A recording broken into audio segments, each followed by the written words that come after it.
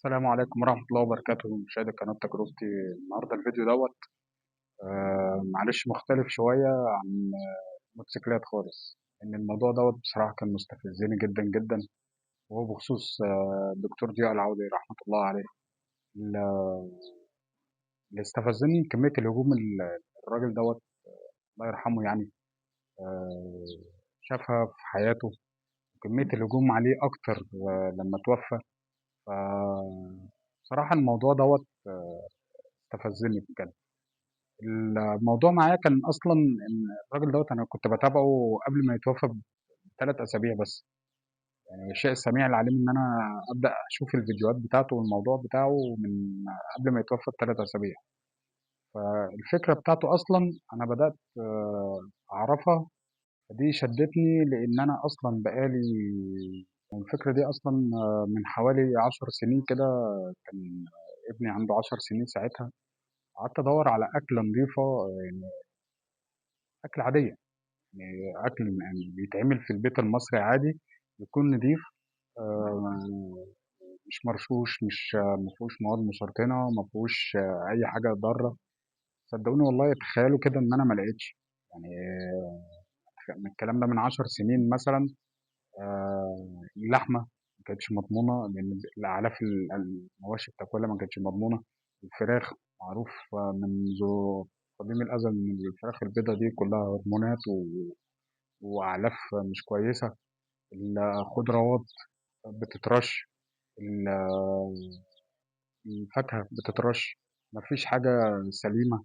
يمكن احنا كان حتى لو تفتكروا ان كان على مدار فترات كبيرة كان البطيخ بيبقى مرشوش، كان بيجيب آه، مشاكل إسهال ومواد وكده. فترة في الأخوخ كان بينزل برضو كان فيها مرشوش، كان بيجيب يسبب مشاكل وكده.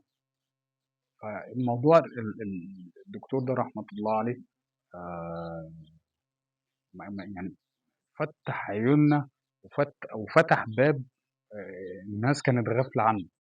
يعني يمكن ديت إشارة من ربنا إن إحنا نبدأ نرجع للعادات القديمة بتاعتنا. يعني أنا عايزكم بس كده تفكروا بعقلكم. من قيمة مثلا 20 سنة كان كمية الصيدليات اللي موجودة في منطقة كل واحد، يعني كل واحد فيكم كده يفتكر كده المنطقة بتاعته كان فيها كام صيدلية من 20 سنة، ودلوقتي بقى فيها كام صيدلية. انتوا يعني بمعنى اصح انتوا ممكن تلاقوا دلوقتي كل شارع بقى فيه صيدلي وكله شغال. ليه؟ لان الناس بعدت عن الحاجات الطبيعيه، بقى بيستسهلوا. عندك شويه صداع، انزل هات لك شريط مش عارف ايه، عندك اسهال هات شريط مش عارف ايه، انزل مغص هات شريط مش عارف ايه. بقينا نتجه نستسهل ان احنا ناخد الكيماويات، مع ان دي اخطر حاجه. يعني ان انت تعتمد على الكيماويات ديت بقت اخطر حاجه. ليه ما نرجعش للطبيعه؟ يعني زمان كان الواحد يتعب، يغلي أعشاب، يشرب أعشاب، كان كل حاجة طبيعية. اللي زاد وغطى بقى موضوع العيش اللي كان بيتكلم فيه الدكتور ضياء العوضي الله يرحمه. فعلا يعني أنا بقالي 3 أيام بس حاولت أقلل العيش الأبيض والمكرونات. مش هقول لكم أنا حسيت بتحسن قد إيه. يعني معدتي بقت مرتاحة، نومي بقى جميل وهادي، ما بقتش أقوم تعبان من النوم، ما بقتش أقوم مرهق من النوم. بسم الله ما شاء الله. يعني هو نظام حلو، بس هو المشكلة إن هو بيتعارض مع نفسنا. إحنا مش واخدين على كده. إحنا واخدين يعني أنت لما تيجي تتكلم عليه يا عم هو جاي يحرمنا من كل حاجة. طب ما هي كل حاجة ديت، بص أنت في الحاجة ديت هي اللي جايبة لنا الأمراض والأرض. الناس لو رجعت فكرت في الموضوع دوت وبصت على نظام الطيبات دوت، يعني هو أي نعم في حاجات هو في تشدد فيه إن هو ما تاخدش كيماويات خالص. لا إحنا يعني خلوه عند الضرورة القصوى. أنت تعبان قوي ولازم تاخد مسكن، خد مسكن. تعبان قوي ولازم مش عارف ايه، روح. لكن انتوا اصلا لو مشيتوا على النظام دوت، اصلا ان شاء الله باذن الله انتوا مش هتتعبوا.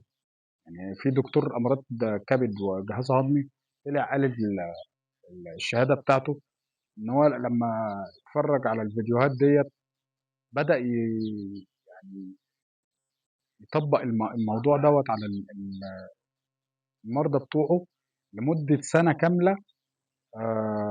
قبل ما يتواصل مع دكتور ضياء العوض. فانتوا متخيلين مثلا دكتور بدأ يطبق النظام دوت ولقى تحسن آه، ممتاز على المرضى بتوعه في خلال من أسبوعين ل3 أسابيع. وبدأ يستمر عليه لمدة سنة كاملة، يطبقه سنة كاملة ماشي عليه. وبعد كده بدأ يشتغل ويتابع مع دكتور ضياء العوضي، وبدأوا يظبطوا الدنيا مع بعض.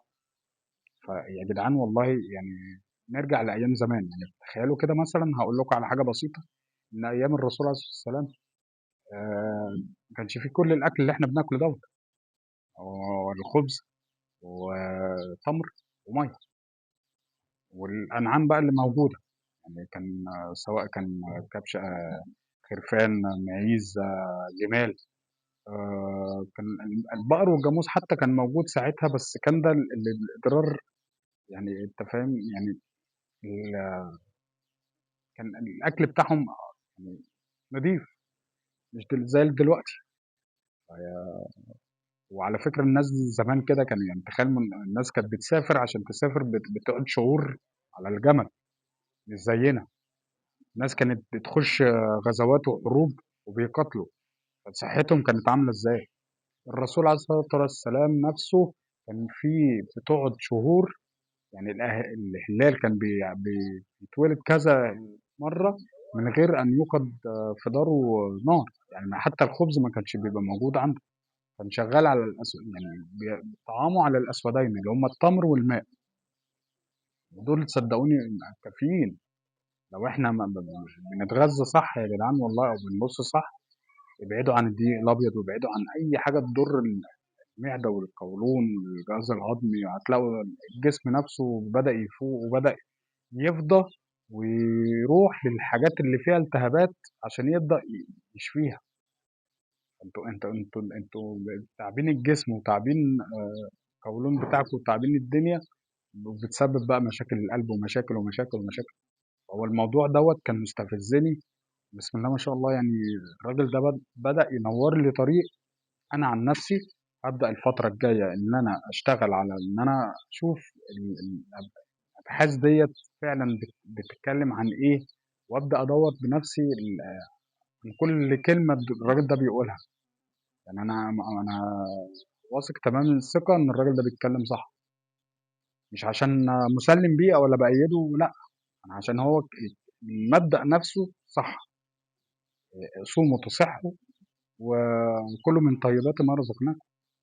شوفوا ايه الكويس كلوا منه، وايه اللي وحش ما تاكلوش منه. لكن احنا دلوقتي بقينا ناكل اي حاجه في اي حاجه. هو ده اللي مودي الدنيا بتاعتنا. عشان خاطري حاولوا تراجعوا نفسكم في الموضوع بتاع الاكل والشرب بتاعكم، وحاولوا تجربوا. انتوا مش هتخسروا حاجه. جربوا شوفوا كده الاكل دوت النظام الجديد دوت هيريحكم ولا مش هيريحكم. وبعد كده بقى احكموا على الراجل ده. الله يرحمه الدكتور ضياء العوضي، ويجعل كل الكلام اللي كان بيقوله والمعلومات اللي بيقولها في ميزان حسناته. ويا رب أشوفكم دايما بصحة وخير، وما أشوفش أي حد مريض، ولا أشوف أي سوء فيكم يا رب. ومعاكم في التعليقات لو محتاجين أي حاجة وإن شاء الله بإذن الله أشوفكم في فيديو جديد. والسلام عليكم ورحمة الله وبركاته.